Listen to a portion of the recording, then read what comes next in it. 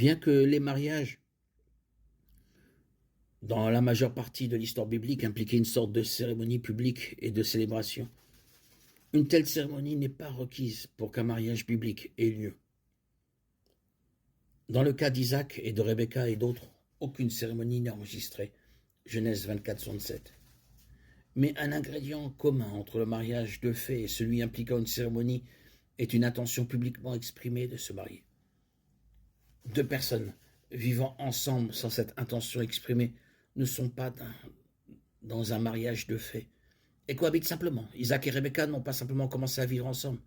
Il y avait une expression claire de l'intention que leur union soit de nature permanente. Genèse 24, 51. Un autre ingrédient commun du mariage de fait est de celui impliquant une cérémonie et une licence et son statut juridique.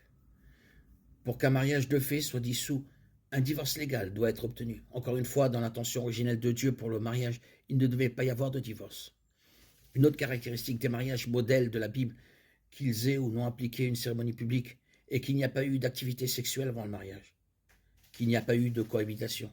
D'un point de vue biblique, le mariage de fait pose quelques problèmes. Deux des objectifs bibliques du mariage sont d'utiliser l'union pour servir le Christ en tant que nouvelle unité et de représenter la réalité plus vaste de l'union entre le Christ et son Église.